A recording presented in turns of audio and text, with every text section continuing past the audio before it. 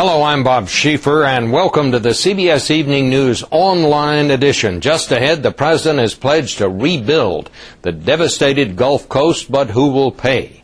John Roberts has the story. Also, if you use a debit card to buy gas, it could be costing you more than you know. That is our Friday Consumer Alert. And we'll have the story of how Hurricane Katrina may have saved a young boy's life. It's all starting now on the CBS Evening News online edition. The impact of the hurricane and the cost of rebuilding are causing Americans to rethink priorities. A CBS News New York Times poll out today shows that 83% of those questioned are concerned that the war in Iraq will take money and resources now needed here. The president said today he is convinced there's no need for a tax hike, but that other programs may have to be cut. John Roberts was with the president today. In Washington today, President Bush led an outpouring of sympathy and solidarity for people who have lost so much. The destruction of this hurricane was beyond any human power to control, but the restoration of broken communities and disrupted lives now rests in our hands. And from the president on down, agreement that a critical part of that reconstruction will be to end the cycle of poverty in the region, bred from decades of racism. We can no longer be a nation that overlooks the poor and the suffering and continue past the ghetto on our way to the Mardi Gras. Today, the White House got cracking on its plans for a massive rebuilding effort. Repair the infrastructure, roads, bridges, schools, and water systems. Offer tax breaks to businesses for startup, repair, or expansion.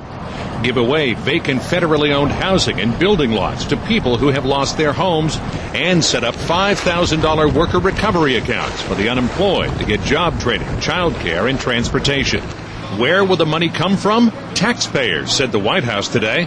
It could add $200 billion to the deficit, a figure Republican budget hawks complain is out of control. Appearing with Russia's president late today, Mr. Bush ruled out a tax hike. And so you bet it's going to cost money. And but I'm confident we can handle it, and I'm confident we can handle our other priorities. It's going to mean that we're going to have to make sure we cut unnecessary spending. President Bush also promised a top-to-bottom study of the ineffective hurricane response, ordering the Homeland Security Department to review disaster plans in every major American city. And in his speech from New Orleans last night, the president opened up a new controversy, saying local and state officials just aren't capable of dealing with a crisis like Katrina. It is now clear that a challenge on this scale requires greater federal authority and a broader role for the armed forces, the institution of our government most capable of massive logistical operations on a moment's notice. But the White House isn't sure how to do that. It would require action from Congress, perhaps even a change to the 147-year-old law that prohibits the U.S. military from taking on law enforcement duties. And it would almost certainly ignite a power struggle over states' rights and who is in charge. Bob? The price of gasoline is slowly falling, but drivers are still paying an awful lot to fill up their tanks. If you pay with a debit card, you should know what many gas stations are doing these days to make sure you have enough money in your account to pay. Trish Regan now with our Friday Consumer Alert. Come on, baby. With 3 kids and another on the way, Joe and Melanie Grams live paycheck to paycheck. 2 weeks ago, they headed to this Hess station in Newport Richey, Florida, to fill their van before the holiday weekend. They bought $25 worth of gas with a debit card. When they got home, Melanie checked their bank account online and discovered they were in the red.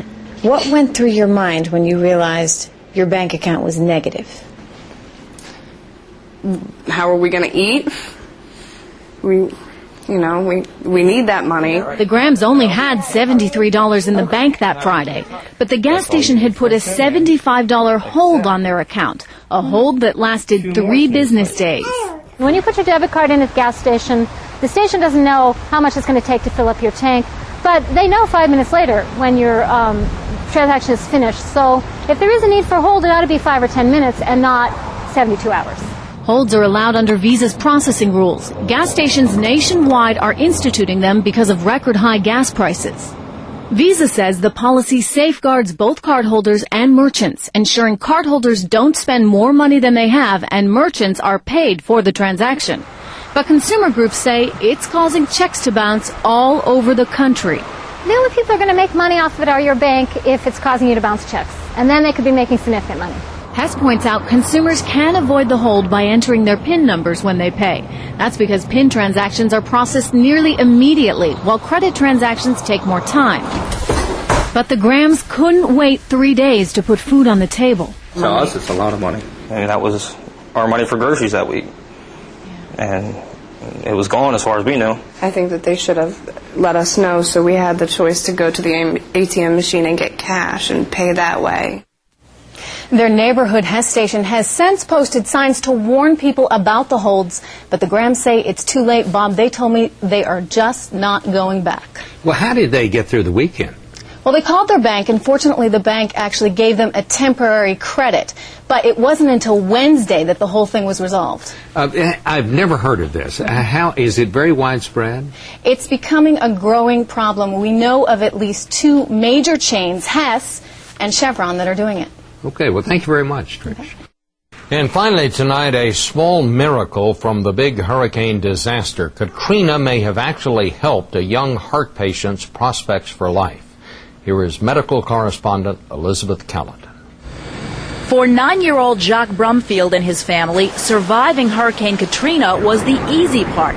As the storm blew into the Gulf, this little boy lay dying of a congenital heart defect in a New Orleans hospital. Things just turned for the worse. With few resources and no options, his parents were panicked. The doctor told me there was nothing else he could do for him. Then, in a strange twist of fate, disaster struck. When Katrina's winds let loose and the levees broke, hospital patients were evacuated, and Jacques got a second chance. He was taken first to Baton Rouge and then on to Arkansas Children's Hospital, a facility famous for treating pediatric heart problems. Since no artificial heart was small enough for the boy, the experienced doctors here acted quickly to import a special pump known as a Berlin heart. The FDA had to grant special approval to use it, and the device was flown overnight from Germany, specifically to save Jacques' life. The small pump was implanted late yesterday, and so far, so good. But doctors say it's a temporary fix, and Jacques has a long struggle ahead. The fact of the matter is that what Jacques really needs is a heart donor. As for his parents, they've lost jobs and don't even know if their homes are still standing back in Louisiana, but none of that seems to matter. They have only one wish for the future.